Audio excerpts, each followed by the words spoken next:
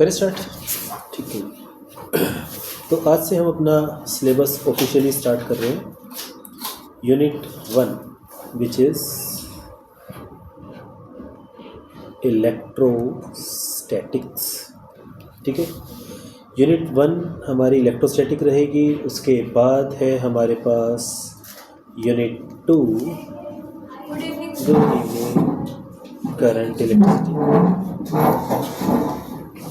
Current electricity. तीसरे नंबर पे है हमारे पास unit 3 which is moving charges and magnetism. Unit 4 ये है हमारे पास magnetism plus magnetic material plus alternating current.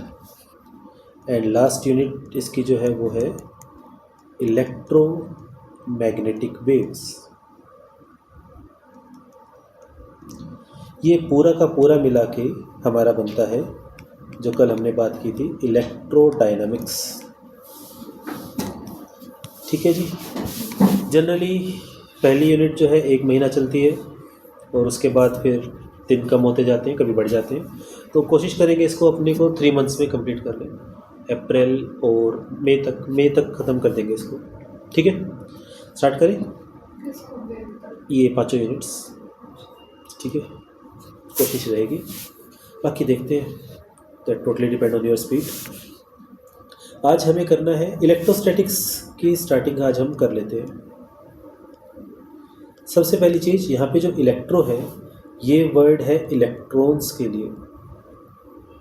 ठीक है, बाद में हमने इसको चेंज कर दिया चार्ज से। ठीक है, और स्टैटिक का मतलब है एट रेस्ट, स्टेशनरी। ठीक है, तो अपने पास जो पहला चैप्टर है इसमें अपने को चार्ज की स्टडी करनी है जो रेस्ट पे है।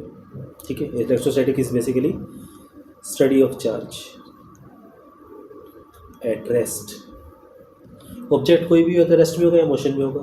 अगर रेस्ट में है चार्ज तो इलेक्ट्रोस्टैटिक में आ जाएगा, अगर मोशन में है तो फिर ये बाकी चीज़ें आ जाएंगी। ठीक है, मोशन कितने टाइप के थे? 2, यूनिफॉर्म और नॉन यूनिफॉर्म। यूनिफॉर्म मोशन है तो ये दोनों आएंगे, और नॉन यूनिफॉर्म मोशन का मतलब एक्सेलरेशन आ गया तो उसके अंदर ये आ जाएगा। ये भी ऑलमोस्ट यूनिफॉर्म मोशन के अंदर चल जाता है। ठीक है जी। तो सबसे पहले हमें इस चैप्टर में पता होना चाहिए कि चार्ज होता क्या है, कि चार्ज है क्या। ठीक है, तो चार्ज बेसिकली एक बेसिक क्वांटिटी है। जैसे मास था, स्पेलिंग गलत हो गई, बेसिक क्वांटिटी लाइक मास। जैसे मास होता है वैसे ही चार्ज होता है। ठीक है, चार्ज क्या करता है? ये अट्रैक्ट करता है, ये रिपेल करता है। किसको? अदर चार्जेस को। मास क्या करता था? याद करो ग्रेविटेशन वाला चैप्टर। मास क्या करता था? सिर्फ अट्रैक्ट करता था। चार्ज क्या करता है? अट्रैक्ट भी कर सकता है और रिपेल भी कर सकता है। ठीक है, चार्ज कितने टाइप के अपने पास? 2 टाइप के। टाइप्स अपने पास आते हैं 2 टाइप्स, एक पॉजिटिव और एक नेगेटिव। अगर हम बहुत पुरानी बात करें तो प्रोटॉन्स और इलेक्ट्रॉन्स की जब तक डिस्कवरी नहीं हुई थी तब से हम चार्ज के बारे में पढ़ रहे हैं। आप छोटी क्लासेस की अगर पुरानी चीज़ें याद करो तो आपको एक काइट वाला एग्जांपल आता है। एक साइंटिस्ट था, वो लोहे की तार नहीं थी, मतलब एक वायर के साथ पतंग उड़ा रहा था, उसके नीचे चाबी थी, उसको शौक सा लगा था। ऐसा कुछ पढ़ा है? आसमान में बिजली कड़कती है, ऐसा पढ़ा है? 8th क्लास में चैप्टर होता था ये। ठीक है, तो बादल चल रहे हैं, एयर उसको रब करेगी, उस पर चार्ज आ जाएगा। ठीक है, तो चार्ज बेसिकली 2 टाइप्स के थे और उनका नाम उन्होंने क्या रखा? पॉजिटिव और नेगेटिव। इसके पीछे कोई लॉजिक नहीं है। इसके पीछे ये था कि जब हम चार्ज को ऐड करते हैं तो 2 पॉजिटिव आपस में ऐड हो जाते हैं। एक पॉजिटिव होगा, एक नेगेटिव होगा, आपस में माइनस हो जाएंगे। जैसे मैं सिंपल सी बात करूं, अपने पास एक चार्ज है प्लस का 5, एक है माइनस का 2, टोटल चार्ज कितना हो जाएगा? प्लस का 3 हो जाएगा। उसी तरह से मैं कहता हूँ एक माइनस का 7 चार्ज है, एक प्लस का 10 चार्ज है। अब टोटल चार्ज कितना हो गया? +3। ठीक है, अगर माइनस का 17 है और एक प्लस का 12 है तो अब चार्ज कितना हो गया? -5। फाइन। तो ये प्लस माइनस अपने को क्या बताते हैं, नेचर बताते हैं, ठीक है ना। प्लस माइनस यहाँ पे डायरेक्शन नहीं बताएंगे, इस चीज़ का आपको ध्यान रखना है। तो चार्ज कितने टाइप के, 2 टाइप के। अगर हम इतिहास की बात करें, क्योंकि इसमें से कई बार MCQ बन जाते हैं एग्ज़ाम के अंदर, तो चार्ज की जब डिस्कवरी चल रही थी तो उन्हें पता लगा कि 2 तरह के चार्ज है। उन्होंने कहा कि पॉजिटिव किसको माने, नेगेटिव किसको माने, ठीक है। सबसे पहला सवाल ये था। तो साइंटिस्टों ने क्या आपस में निष्कर्ष निकाला, आप एक ग्लास की रोड उठाओ, ठीक है, और इसको रब करो सिल्क के साथ, ठीक है, तो जो चार्ज ग्लास पे आएगा उसको हम पॉजिटिव मान लेंगे। ये उनकी स्टार्टिंग की डेफिनेशन है, ठीक है। और जो चार्ज सिल्क पे आएगा उसको हम नेगेटिव मानेंगे। ये उन्होंने स्टार्टिंग में मान लिया। उसके बाद फिर उन्होंने क्या किया, और चीज़ों को रब करना स्टार्ट किया। रब करने से क्या होगा, उन पे चार्ज आ जाएगा। चार्ज आ जाएगा तो फिर हमने क्या किया, एक ग्लास की रोड उठाई, हमने इसको रब कर रखा था, इसके ऊपर कौन सा चार्ज आ गया, प्लस आ गया, ठीक है। मान लो आप इसके पास कोई प्लास्टिक का मटेरियल लेकर आए, आपने उसको भी रब किया सिल्क के साथ। अगर ये इसके पास आ गया तो इसका मतलब इस प्लास्टिक वाले पे क्या है, कौन सा चार्ज है इसके ऊपर। अगर इसने इसको अट्रैक्ट कर लिया तो नेगेटिव है, और अगर इसने इसको रिपेल कर दिया तो इसका मतलब इसके पास कौन सा चार्ज है, इसके पास पॉजिटिव चार्ज है, ठीक है। तो ये पुरानी बातें हैं, आपको पता है सारी की सारी कि लाइक चार्जेस क्या करते हैं, रिपेल करते हैं। अनलाइक चार्जेस क्या करते हैं, अट्रैक्ट करते हैं, ठीक है। ये चीज़ें आपको पहले से याद है, ठीक है। तो चार्ज क्या था, बेसिक क्वांटिटी, फंडामेंटल क्वांटिटी। जैसे मास होता है वैसे ही चार्ज होता है, लेकिन मास और चार्ज में डिफरेंस क्या है कि मास एक ही टाइप का होता है और चार्ज 2 टाइप के होते हैं। 2 टाइप कौन से, पॉजिटिव और नेगेटिव, ठीक है। डेफिनेशन क्या कहती है, पॉजिटिव चार्ज किसके पास आएगा, ग्लास के पास। कब आएगा ग्लास के पास, जब उसको किससे रब करेंगे, सिल्क से, ठीक है। आपको पता लगाना है कि किसी ऑब्जेक्ट के पास कौन सा चार्ज है, तो उसके लिए हम क्या यूज़ करते हैं, एक डिवाइस होता है, उसको हम बोलते हैं इलेक्ट्रोस्कोप। इलेक्ट्रोस्कोप के बारे में सुना है, हाँ सुन लो। इलेक्ट्रोस्कोप क्या होता है, जो पुराने टाइम में साइंटिस्ट थे उनका बजट थोड़ा सा अच्छा होता था और गोल्ड भी थोड़ा सस्ता था, तो गोल्ड लीफ इलेक्ट्रोस्कोप उन्होंने यूज़ किया। गोल्ड लीफ इलेक्ट्रोस्कोप में क्या है, आपके पास एक कांच का बर्तन है, ट्रांसपेरेंट, ठीक है। ग्लास क्यों लिया इन्होंने, ताकि दिख जाए, और कोई लॉजिक नहीं है।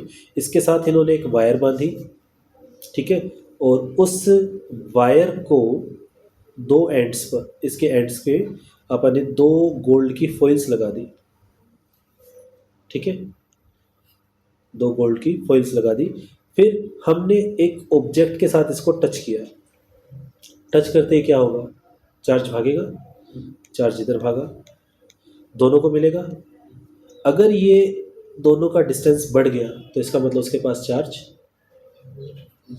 था, ठीक है, चाहे पॉजिटिव हो या नेगेटिव हो। क्या इन दोनों पे जो लीव्स है, अगर इन दोनों पे नेगेटिव चार्ज आ गया तो क्या ये रिपेल करेंगी, अगर इन दोनों पे पॉजिटिव चार्ज आ गया तो क्या ये रिपेल करेंगी।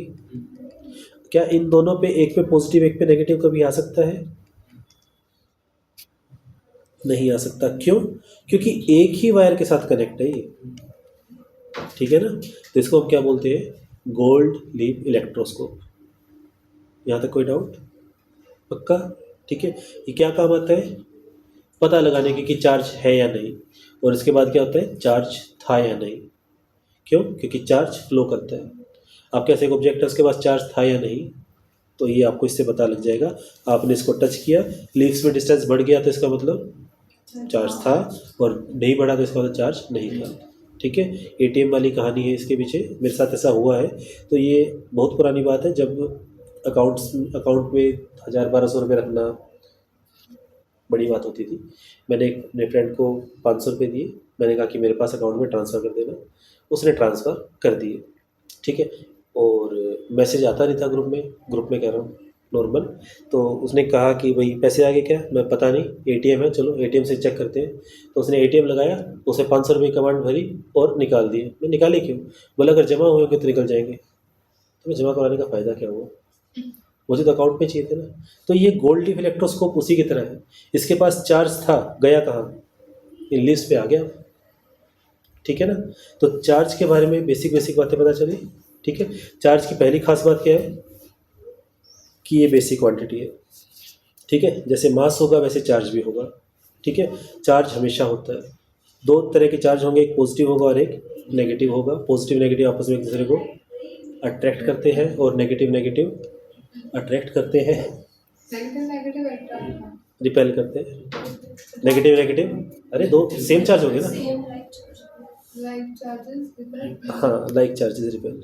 ठीक है। जनरली बच्चों का ये आंसर होता है कि पॉजिटिव पॉजिटिव क्या करते हैं, रिपेल करते हैं, और नेगेटिव नेगेटिव क्या करते हैं, रिपेल करते हैं। पॉजिटिव नेगेटिव क्या करते हैं, ये अट्रैक्ट करते हैं। क्या ये बेसिक बेसिक बातें क्लियर हुई? श्योर। ठीक है। तो ये था अपने पास चार्ज के बारे में छोटी छोटी बातें। उसके बाद थोड़ी सी चैप्टर को मुश्किल बनाई, आसानी है अभी तक। तो चार्ज के लिए सिंबल हम यूज़ करते हैं क्यू। ठीक है। Symbol of charge Q. ठीक है। ये आपको ध्यान रखना है। छोटे क्यू का मतलब कम चार्ज है, बड़े क्यू का मतलब ज़्यादा चार्ज है, ऐसा कोई लॉजिक नहीं लगाना। क्यू का मतलब चार्ज है। ठीक है ना। अब क्वेश्चंस जो होते हैं ना पेपर में, उसके अंदर कभी भी सिंबल के फॉर्म में नहीं होता। क्वेश्चन में क्वेश्चन ऐसे होगा कि अ चार्ज क्यू, उसमें चार्ज भी लिखा होगा और साथ में सिंबल भी दे देंगे। ठीक है। उसमें चार्ज भी होगा और सिंबल भी दे देंगे। ठीक है। क्योंकि आपने हीट के लिए भी सिंबल क्यू पढ़ा था। ठीक है ना। पिछली क्लास में हीट के लिए सिंबल क्या पढ़ा था, क्यू पढ़ा था। तो क्वेश्चन के अंदर ऐसा नहीं होगा कि भाई क्यू दे रखा है तो चार्ज की बात चल रही है, हीट की बात चल रही है। उसमें साथ में लिखा होगा कि चार्ज की बात चल रही है, हीट की बात चल रही है। क्या ये चीज़ क्लियर है? ठीक है। चार्ज का सिंबल क्या रहेगा, क्यू। सबसे छोटा चार्ज क्या होता है, सबसे छोटा चार्ज, इसको हम रिप्रेजेंट करते हैं ई से। और ये क्या है, चार्ज ऑन इलेक्ट्रॉन। और इसकी वैल्यू आपको याद रखनी है 1.6 इंटू 10 की पावर -19 कूलम। क्योंकि हम इलेक्ट्रॉन्स की बात कर रहे हैं तो यहाँ पे माइनस साइन आ जाएगा। ठीक है ना। और अगर प्रोटॉन की बात करें, चार्ज ऑन प्रोटॉन, प्रोटॉन के लिए क्या सिंबल यूज़ करते हैं, ई प्लस। और इसका क्या एक वैल्यू आएगी, प्लस का 1.6 इंटू 10 की पावर -19 कूलम। ठीक है। एक ऑब्जेक्ट है अपने पास, ये एक बॉडी है। मान लो मैं कहता हूँ कि इसके पास पॉजिटिव चार्ज है, तो इसके पास पॉजिटिव चार्ज है, इस बात का मतलब क्या हुआ, क्या इसके पास प्रोटॉन ज़्यादा है, या इसके पास इलेक्ट्रॉन ज़्यादा है, या इसके पास प्रोटॉन कम है, या इसके पास इलेक्ट्रॉन्स कम है। क्या मतलब है इस बात का कि एक ऑब्जेक्ट है उसके पास पॉजिटिव चार्ज है, तो उसका मतलब क्या हुआ, प्रोटॉन ज़्यादा है या इलेक्ट्रॉन्स कम है। तो आंसर है दोनों बातें सही लग रही है। प्रोटॉन ज़्यादा है तो भी पॉजिटिव होगा, इलेक्ट्रॉन्स कम है तो भी पॉजिटिव ही होगा। लेकिन रियलिटी में क्या होता है, अगर हम फैक्ट की बात करें तो प्रोटॉन कभी भी ज़्यादा नहीं हो सकते। ठीक है। सोचो, याद करो, आज से बहुत साल पहले आपने पढ़ा था एटम के बारे में। एटम में क्या होता था, बीच में न्यूक्लियस, साइड में, ये किसने बताया था, चक्कर से 2n² बताया था ना कुछ, बोर्स, नील्स बोर ने बताया था। पहली शेल में 2, दूसरी में 8, तीसरी में 18, और लास्ट शेल में मैक्सिमम 8 आ सकते हैं, ऐसा कुछ था। तो बताओ कि किस चीज़ का फ्लो आसान है, इलेक्ट्रॉन का या प्रोटॉन का, इलेक्ट्रॉन का। तो अगर हम कहते हैं कि किसी ऑब्जेक्ट के पास चार्ज है पॉजिटिव, तो इसका मतलब उसके पास इलेक्ट्रॉन्स कम है। अगर मैं कहता हूँ कि कोई ऑब्जेक्ट उसके पास चार्ज है नेगेटिव, तो इसका मतलब उसके पास इलेक्ट्रॉन मोर है, ज़्यादा है। क्या ये चीज़ समझ में आती है? पक्का? ठीक है। यहाँ तक कोई डाउट हो तो बताओ। ठीक है, आगे बढ़ सकते हैं। चलो अब आगे हम थोड़ा सा नोट्स में से करते हैं जो मैंने अभी कुछ टाइम पहले ही बनाए थे। ठीक है। चार्ज, क्या चार्ज की डेफिनेशन क्लियर है? पढ़ के बताना, कोई भी डाउट लगे तो मुझे बता देना। Charge is a basic or fundamental property of matter, just like mass, by which it can experience and generate electric and magnetic field. Electric and magnetic field का मतलब हो गया इलेक्ट्रिक फोर्स लगाएगा और मैग्नेटिक फोर्स लगाएगा। अब magnetic effect का मतलब ये है, आप याद करो आपने, हाँ 10th क्लास में चैप्टर पढ़ा था ओरेस्टेड वाला, ओरेस्टेड एक्सपेरिमेंट था, मैग्नेटिक फील्ड था, तो magnetic effect of electric current करके चैप्टर होता था, ठीक है। तो उसमें क्या था कि जब सर्किट ऑन किया तब नीडल डिफ्लेक्ट होती थी, तो करंट चलता था। करंट चलने का मतलब क्या है, फ्लो ऑफ चार्ज है, तो चार्ज का ही रोल उसमें भी, तो चार्ज की वजह से इलेक्ट्रिक और मैग्नेटिक इफेक्ट आते हैं, इसीलिए इसको इलेक्ट्रोमैग्नेटिज्म में रखा गया है, ठीक है। एलिमेंट्री चार्ज या smallest possible charge plus minus e, और 1 ई किसके इक्वल होगा, प्लस का 1.6 इंटू 10 की पावर -19, ठीक है। दो टाइप के चार्ज होते हैं, पॉजिटिव और नेगेटिव। प्लस और माइनस नेचर बताते हैं चार्ज का, डायरेक्शन नहीं बताते, इसका आपको ध्यान रखना है। अगर कोई प्लस में है इसका उसका ज़्यादा चार्ज है, या जिस माइनस में उसके पास कम चार्ज, ऐसा नहीं है। -5 और +5 बड़ा कौन, मैथ्स की बात करेंगे तो +5 बड़ा, -5 छोटा, लेकिन इसकी फिजिक्स की बात करेंगे तो दोनों बराबर है, इक्वल एंड अपोजिट चार्ज, ठीक है। इसका आपको ध्यान रखना है। इसकी ऐसा यूनिट कूलम है और सीजीएस यूनिट स्ट्रेट कूलम बोलते हैं, ठीक है। ओके, एक कूलम में 3 × 10 की पावर 9 स्ट्रेट कूलम है। एक यूनिट और है इसकी एब्सोल्यूट कूलम, जिसमें 10 कूलम होते हैं, और एक फैराडे में 96500 कूलम होते हैं। ये सारी की सारी वैल्यूज़ अगर अपने को याद हो जाए तो हमारे एमसीक्यूज में मार्क्स कटने के चांस बड़े कम हो जाते हैं। ये क्वेश्चन पूछा हुआ था, एक फैराडे में कितने चार्ज हैं, ठीक है। तो याद क्या रखना है, एवोगैड्रो नंबर को एक चार्ज से मल्टीप्लाई कर दो, एक इलेक्ट्रॉन के पास कितना चार्ज था, अपने पास ये आंसर आ जाएगा। यहाँ लिखा है ना Na × E, smallest possible charge को Na क्या था, एवोगैड्रोस नंबर, क्या वैल्यू थी 6.022 × 10⁻23, ठीक है। 6.023 भी याद रख सकते हैं, कोई खास फर्क नहीं पड़ेगा इसमें, ठीक है। सिंबल आप कैपिटल क्यू स्मॉल क्यू कुछ भी लिख सकते हैं। और यहाँ पे नंबर ऑफ प्रोटॉन ज़्यादा है, नंबर ऑफ इलेक्ट्रॉन्स कम है तो पॉजिटिव चार्ज होगा, और नंबर ऑफ प्रोटॉन्स कम है, नंबर ऑफ इलेक्ट्रॉन ज़्यादा है तो नेगेटिव चार्ज होगा। फ्लो कौन करेगा, प्रोटॉन्स या इलेक्ट्रॉन्स, इलेक्ट्रॉन्स फ्लो करेंगे। हमें इसमें सॉलिड्स की स्टडी करनी है। अगर हम उसकी बात करें इलेक्ट्रोलाइट्स की, तो क्या पॉजिटिव फ्लो कर सकता है उसमें, बिल्कुल कर सकता है। पॉजिटिव आयन फ्लो कर सकता है, सोडियम पॉजिटिव फ्लो करता है NaCl का सॉल्यूशन बना सके, लेकिन प्रोटॉन्स कभी फ्लो नहीं करते। प्रोटॉन्स फ्लो करेंगे तो क्या हो जाएगा, तो याद करते हैं हम पुरानी बातें फिर से।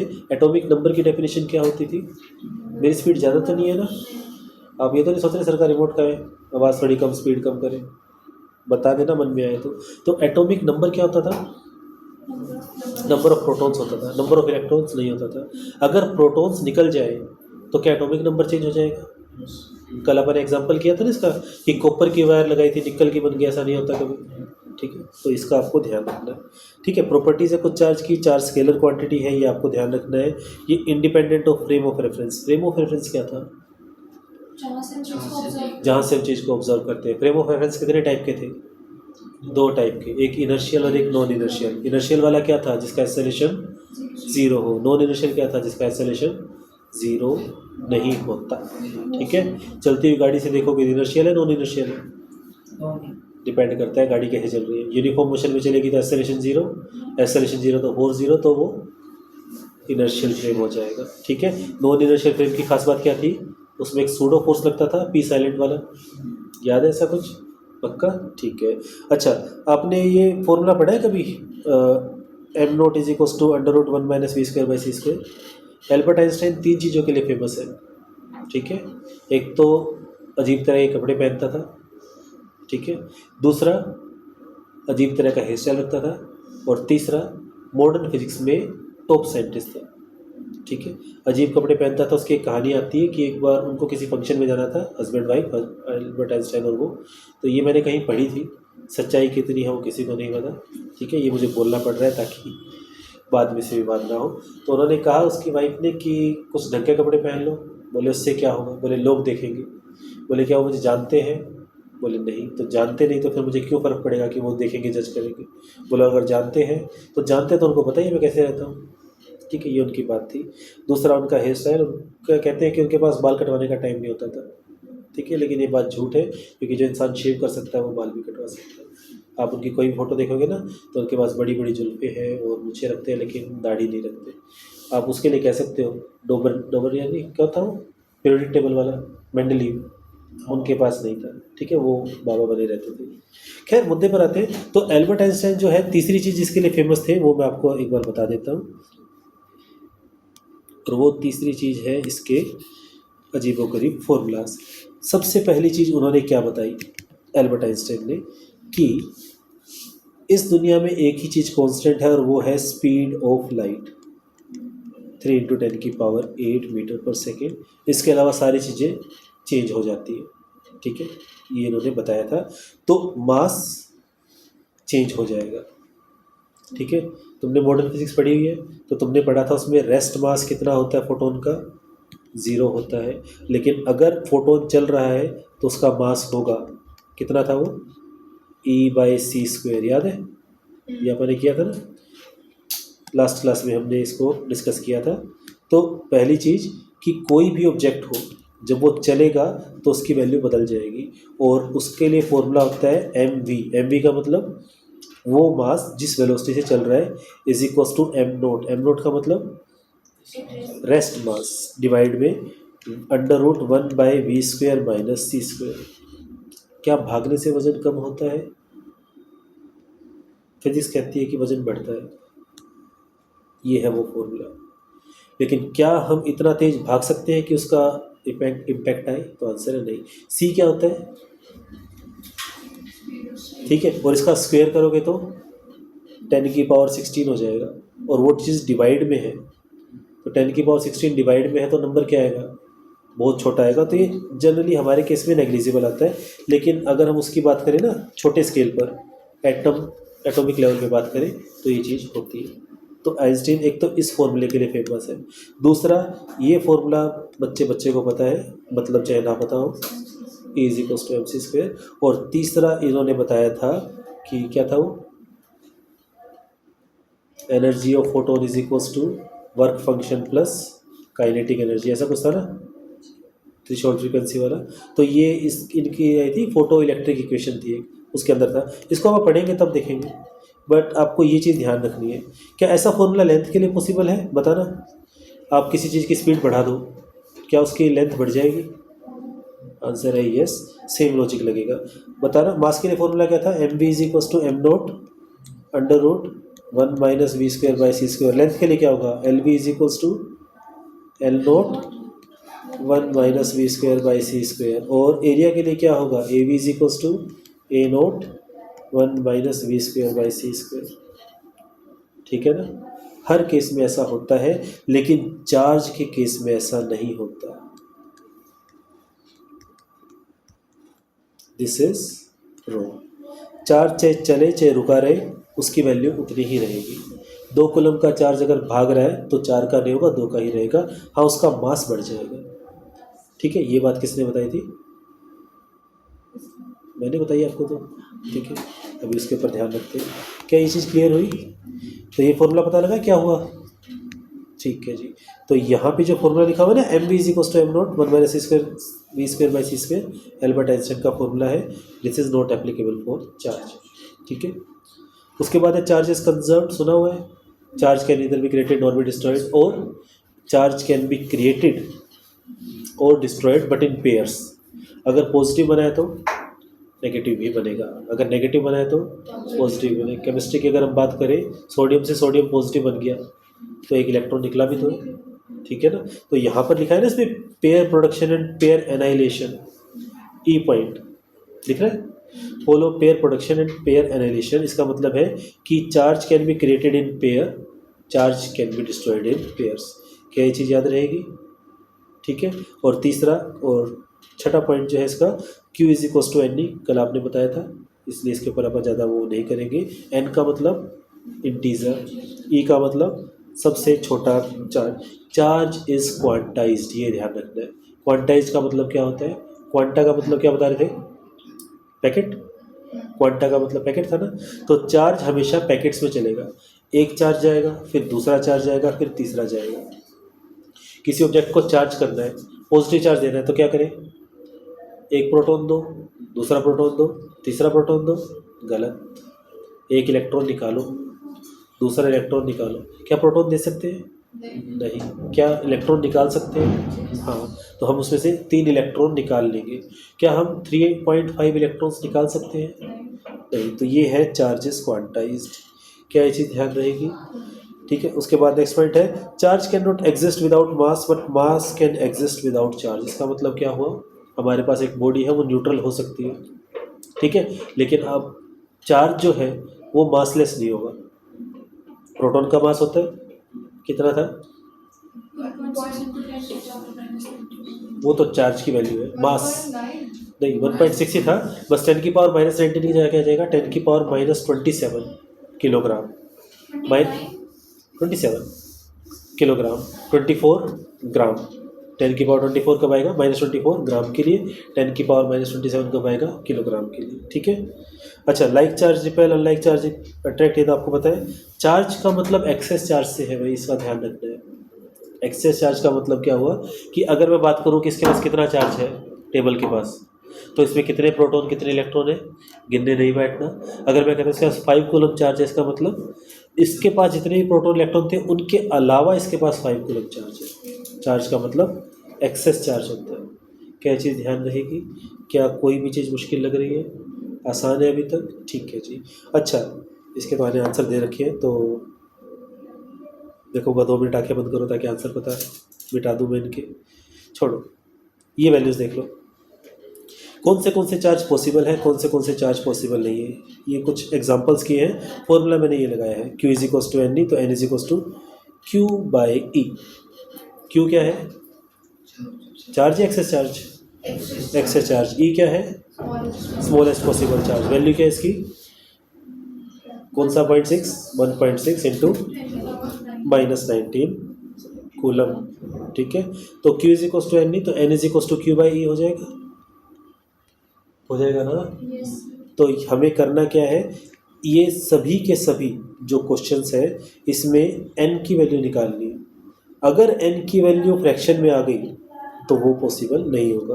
पहले वाला क्या है? 1.474 कूलम, ये पॉसिबल है, ठीक है। 1.56 इंटू 10⁻⁻17, तो इन सबको निकाल के देख लेना, ये पॉसिबल है। ये वाला पॉसिबल नहीं है, क्यों?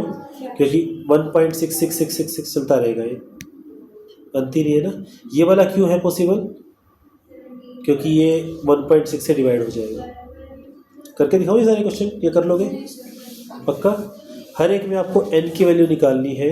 अगर n की वैल्यू डेसिमल में या फ्रैक्शन में आ रही है तो वो वैल्यू पॉसिबल नहीं होगी।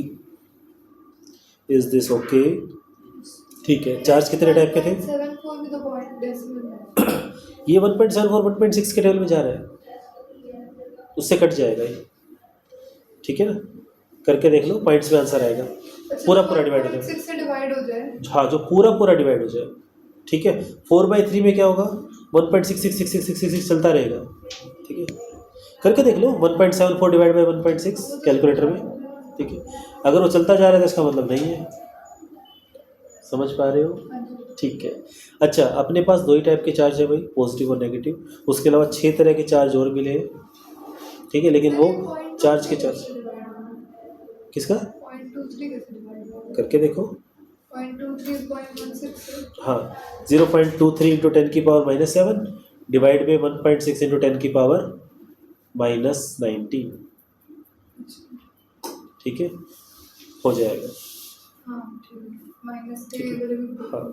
1.6 को अगर आप ध्यान से देखो तो 16/10 है। 10 हटा दो एक बार के लिए, सिर्फ 16 है, यानी अपने को मेन तो 16 से डिवाइड करना है। 16 से डिवाइड करना है, इसका मतलब 16 के फैक्टर बनाओ, 2 2 2 2, ठीक है। 10th क्लास का चैप्टर नंबर 1 CBSE के अंदर आता है कि अगर डिनोमिनेटर में 2 हो या 5 हो या दोनों हो तो वो टर्मिनेटिंग होगा। याद आया? तो इसमें 16 है तो सारे ही डिवाइड हो जाएंगे। 4/3 वाला क्यों नहीं होगा? हाँ, 4/3 वाला, उसमें भी तो 1.6 आ रहे नीचे, लेकिन साथ में 3 भी आ गए, ठीक है ना। अगर आप इसको सोल्व करोगे तो आपके पास क्या आएगा? ये कुछ इस तरह से आएगा, 4/3 डिवाइड बाई 1.6 इंटू समथिंग जो भी है। तो नेक्स्ट स्टेप में इसको क्या लिखोगे? 4/3 इंटू 1.6 लिखोगे। तो 1.6 वाला पार्ट तो आ जाएगा टर्मिनेटिंग, लेकिन इसके से तो नॉन टर्मिनेटिंग आ जाएगा। समझ पा रहे हो इस चीज़ को? मुश्किल लगे तो मुझे बता देना भाई, ठीक है। तो 6 टाइप के क्वार्क्स मिले हैं अपने को जिनके ऊपर चार्ज होता है, लेकिन हमें इनकी ज़रूरत नहीं है, ठीक है। बस ये ध्यान रख लेना, चार्जेस के प्लस माइनस में जो है ना कि उसमें नहीं हो सकता, ये ई से छोटा चार्ज नहीं हो सकता। तो ई से छोटे चार्ज मिल चुके हैं, लेकिन वो अपने सिलेबस के काम के नहीं है। सिलेबस क्या कभी काम नहीं आते हो? क्या यहाँ तक कोई डाउट है? क्या एक आधा क्वेश्चन कराऊँ या जरूरत नहीं है? क्वेश्चन कराने की जरूरत है?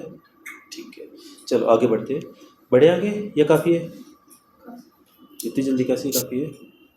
आधा घंटा बचा अभी तो। चलो छोटी छोटी चीज़ें और देख लेते हैं। ये देख लो एक बार, फ्रिक्शनल इलेक्ट्रिसिटी दिख रहा है? Frictional electricity is the electricity produced by rubbing two suitable bodies and transfer of electron from one to another। Glass को रब करेंगे तो कौन सा चार्ज आएगा? पक्का। प्लास्टिक को रब करेंगे तो कौन सा आएगा? नेगेटिव आएगा। इबोनाइट लिखा हुआ है, इबोनाइट एक तरह का प्लास्टिक ही है, ठीक है। अच्छा, इलेक्ट्रॉन, इस कहानी को आप पढ़ना चाहो पढ़ लो या रहने दो, छोड़ो, ठीक है। ये कुछ मटेरियल है जिसको रब करने पे हमारे पास पॉजिटिव चार्ज आता है, ठीक है। नीचे है ना, glass, wood, wool, ebonite, dry hair. Ebonite में पहले प्लास्टिक वो दिखा रहा था पॉजिटिव, बाद में नेगेटिव दिखा रहा है। इसके पीछे क्या रीज़न है?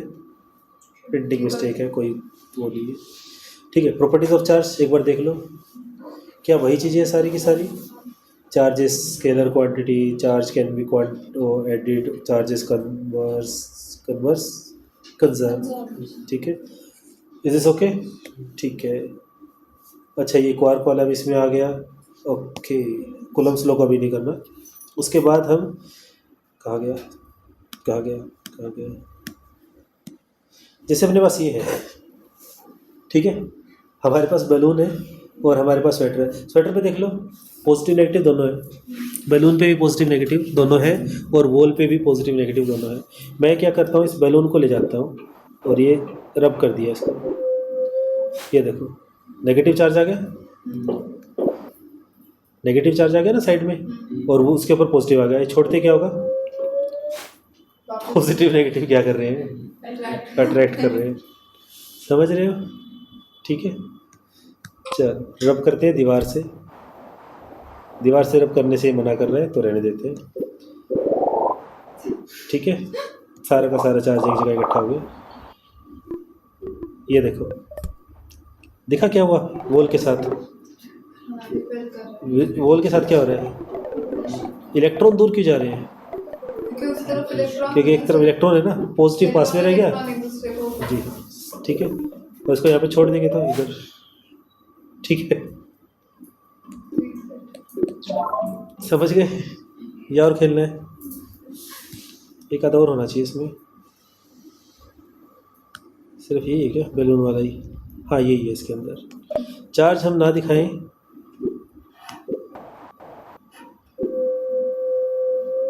चार्ज हमें रियलिटी में दिखते नहीं ना। रब किया था ना अभी हमने, ये देखो, ये रब कर दिया और ये छोड़ दिया, ठीक है।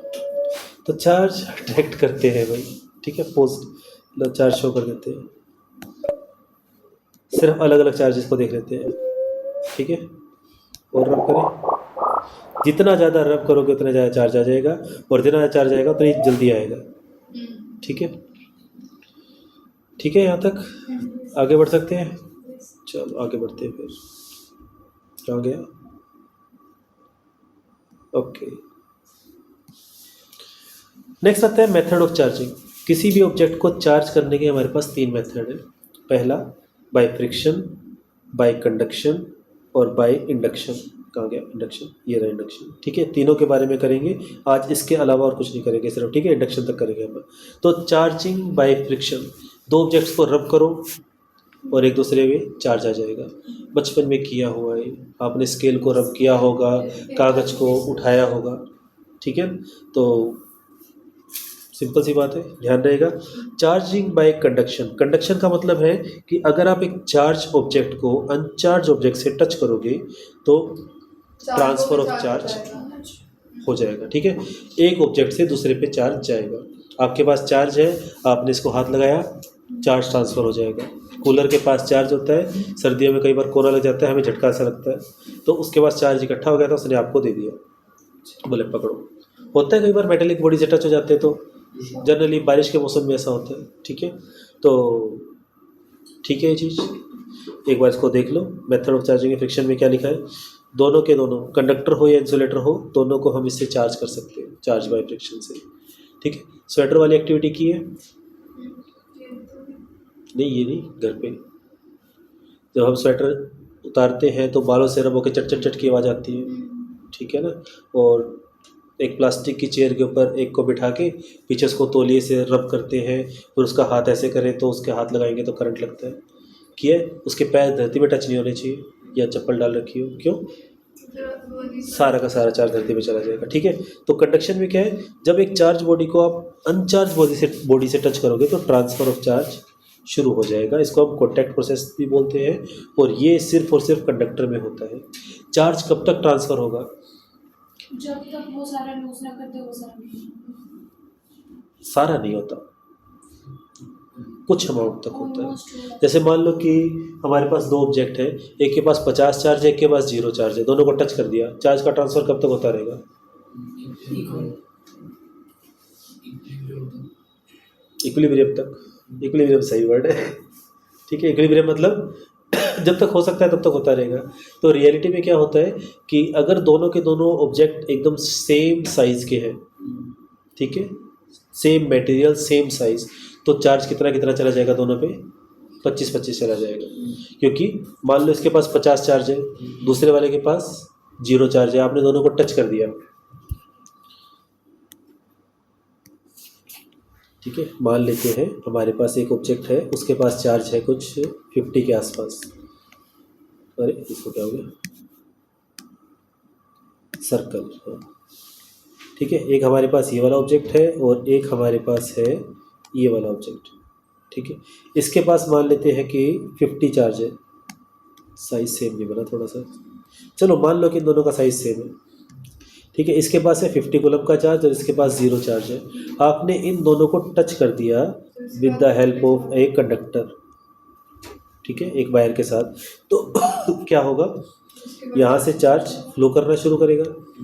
कब तक फ्लो करेगा, कि जब तक 25-25 ना हो जाए। ठीक है, जब तक क्या ना हो जाए, ये चार्ज कितना हो जाए 25 और ये चार्ज भी कितना हो जाए 25 के बाद रुक क्यों जाता है, इक्वल हो जाए, और क्यों नहीं हो सकता, रीज़न ये है, हाई टू लो का तो अपने लॉजिक कभी किया ही नहीं ना, high potential to low potential. चलो पुरानी बातें याद आ रही है, कल ही अपने बात की थी पोटेंशियल की। इसको आप नॉर्मल तरीके से समझते हैं। मान लो कि ये चार्ज पॉजिटिव है, ठीक है, 50 पॉजिटिव था और इसके पास 0 था। अब इसके पास कितना चार्ज है, 25 पॉजिटिव, इसके पास कितना है 25 पॉजिटिव। ये दोनों एक दूसरे को क्या करेंगे, अट्रैक्ट या रिपेल, अच्छा रिपेल करेंगे ना। ठीक है, दोनों के पास चार्ज इक्वल है तो रिपेल करेंगे। मान लो इसके पास 26 है, इसके पास 24 है, अब क्या होगा, अभी भी रिपल्शन ही होगा, अभी भी रिपल्शन ही होगा। ठीक है, इसके पास मान लो 30 है, इसके पास मान लो 20 है, अब भी क्या होगा, रिपल्शन ही होगा। लेकिन क्योंकि इसके पास ज़्यादा चार्ज है तो इसका बोलबाला है, ठीक है ना, तो ये अपनी तरफ से चार्ज तब तक भेजेगा जब तक दोनों के पास बराबर ना हो जाए। क्या ये बात क्लियर हुई, ठीक है। तो इसी से रिलेटेड हमारे पास ये है कि कंडक्टिंग अगर साइज़ अलग अलग है तो नया चार्ज जो आएगा वो रेडियस के प्रोपोर्शनल होता है। अगर साइज़ सेम है तो कोई दिक्कत ही नहीं है, आधा आधा चला जाएगा। अगर उसके पास 20 चार्ज था, साइज़ सेम है तो क्या होगा, दोनों को टच करते ही 20 और 20 अच्छा जी, एक के पास 20 है, एक के पास 0 है, कितना आ जाएगा 10-10 हो जाएगा। लेकिन अगर साइज़ अलग अलग है तो अपने को रेडियस का रेशो देखना पड़ेगा। एक सिंपल सा क्वेश्चन अगर मैं आपको इसमें देना चाहूँ कि मान लो हमारे पास ये दो बॉडीज़ हैं, इसके ऊपर चार्ज मान लेते हैं 10 कूलम है और इसका रेडियस है 2 सेंटीमीटर। इसके पास मान लो कि चार्ज कितना है 2 कूलम है और इसका रेडियस है 1 सेंटीमीटर। ठीक है, आपने इनको टच कर दिया, थोड़ी देर बाद इनके ऊपर चार्ज आ जाएगा। मान लेते हैं इसके ऊपर चार्ज आ गया Q1, इसके ऊपर आ गया Q2। क्वेश्चन है कि Q1 Q2 की वैल्यू बताओ। तो क्या आप बता सकते हैं? 2/1 ले लेंगे, फिर 2/1 इज इक्वल टू 10/2। तो रेशियो हमेशा सेम रहेगा, ठीक है। तो इसके लिए आपको ये वाला फॉर्मूला ध्यान रखना है, ठीक है। क्या इस फॉर्मूले को ध्यान रख सकते हैं? अगर दोनों के दोनों स्फीयर इक्वल रेडियस के हैं तो कितना चार्ज आ जाएगा? Q1 + Q2 divide by 2। लेकिन अलग अलग है तो हमें ये फॉर्मूला लगेगा। Q सिस्टम का मतलब क्या है? दोनों का चार्ज मिला के, ठीक है। तो कितना आएगा इसका? दोनों का चार्ज मिला के कितना है? 12 मल्टीप्लाई पहले पे चार्ज निकाल लें, पहले का रेडियस डिवाइड में दोनों का सम कितना आएगा? 24/3 कट रहा है क्या? 8। तो इसके ऊपर कितना आ गया? 8। और इसके ऊपर कितना आएगा फिर? 4, क्योंकि दोनों का सम कितना है? 12। क्या ये चीज़ समझ में आई? पक्का? तो इस फॉर्मूला को एक बार के लिए नोट कर लो, या एक काम करते हैं, अब आप इसके नोट्स बना लो थोड़ी देर, 10-1 मिनट लग के, ठीक है। उसके बाद फिर इंडक्शन पहले कर लिया, फिर कर लेते हैं एक बार इंडक्शन, एक बार कर ही लेते हैं। अच्छा, नोटबुक नहीं? चलो कोई, चलो एक क्वेश्चन ये देख लो फिर। क्या ये क्वेश्चन सही सोल्व किया हुआ है? अगर किसी स्टेप में कोई डाउट है तो मुझे बताना।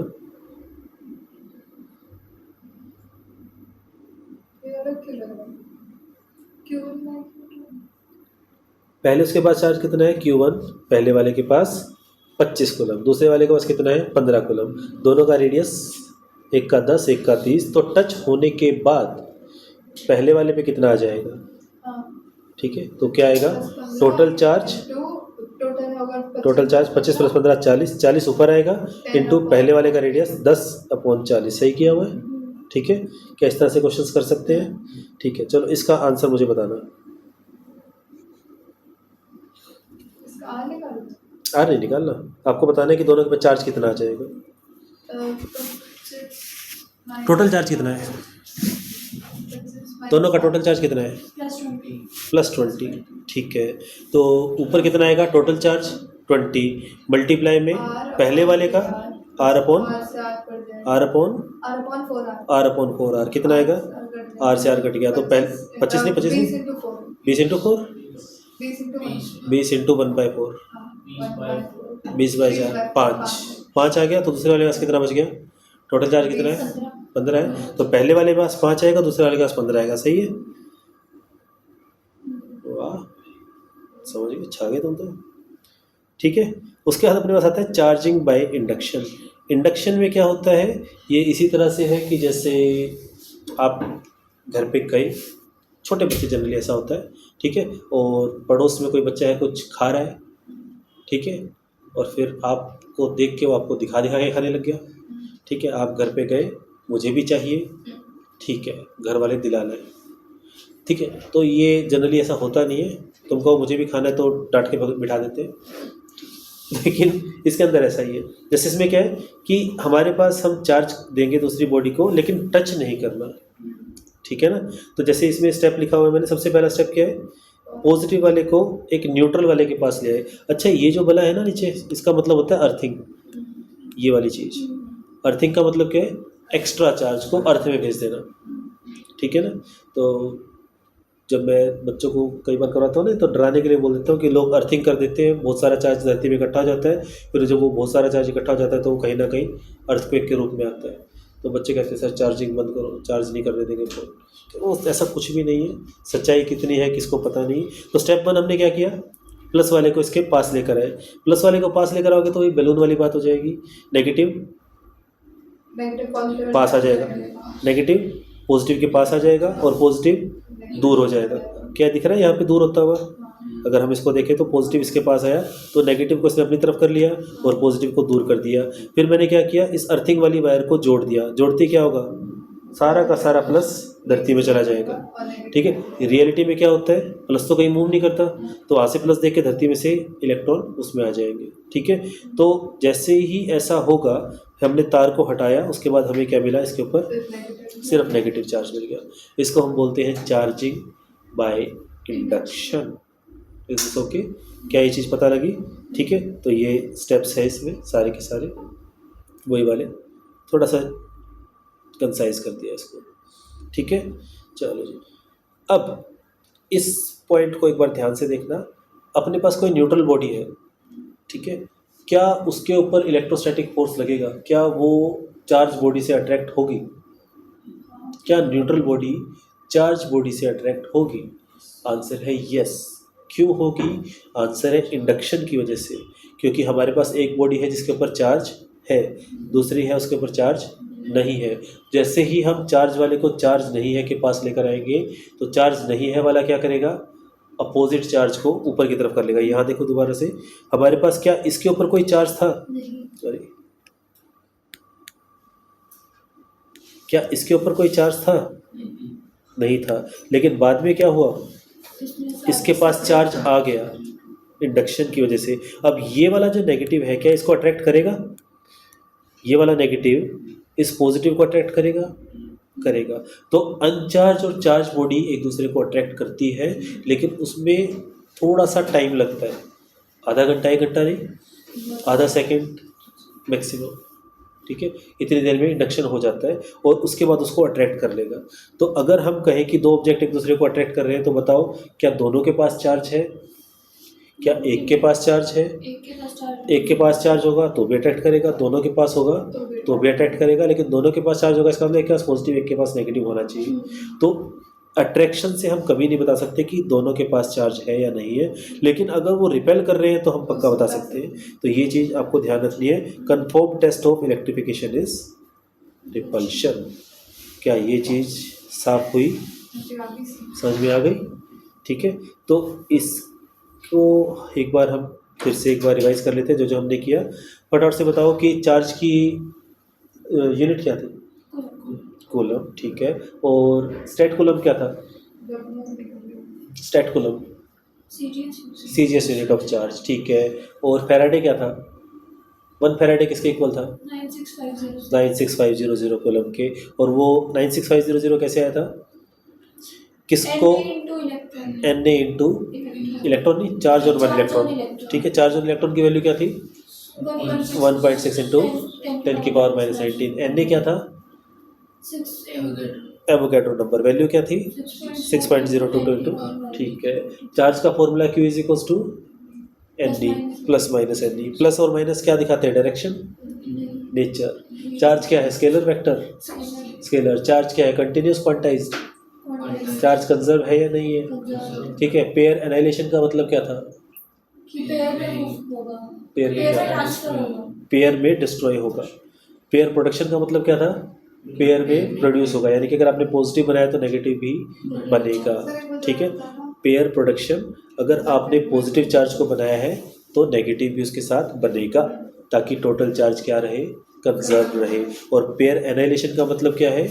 अगर आपने टोटल चार्ज एक पॉजिटिव ख़त्म कर दिया तो उसके साथ नेगेटिव भी ख़त्म होगा, ठीक है ना? पक्का?